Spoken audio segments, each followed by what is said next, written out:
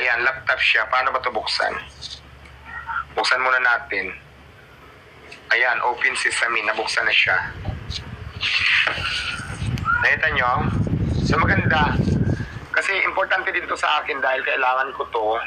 So kaya bagay na bagay to sa akin dito para sila-silahan ng drama. Pag ganyan-ganyan, kunwari marunong ako mag-laptop. Pero sa totoo lang, hindi ako marunong pa paano ito gamitin. Pero sa bagay kasi, na ano naman yan eh, na tututunan naman. So ayan, pangalawa pa lang yan. Tapos pangatlo, ito of course, brand yung cellphone. So buksan din natin para makita nyo kung legit ba siya or hindi.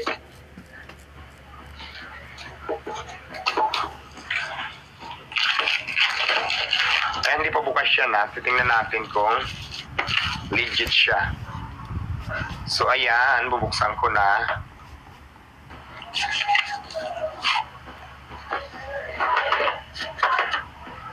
Ang nilalaman ng box na ito ay Diwata. Buksan mo na. Chinining, ang dami namang nakapatong. Ayun. Ayan, ito siya. Legit na cellphone.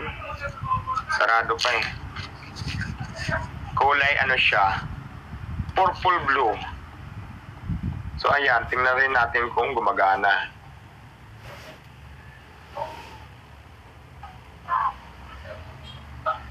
Ayaw magbukas, baka lobat. Pero brand new talaga siya.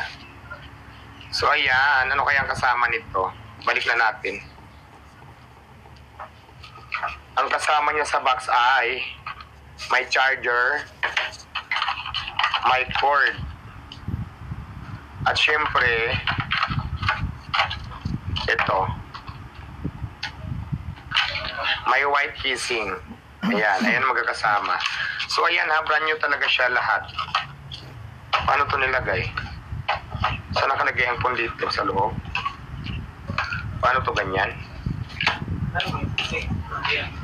Ito? Hindi, parang una yata yung ano eh. Labas mo yan. Ayan, ito hindi.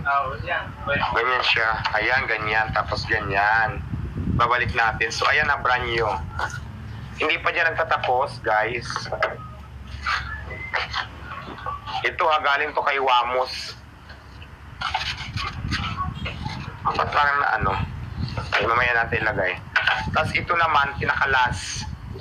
Ayan. Alam nyo na kung ano to.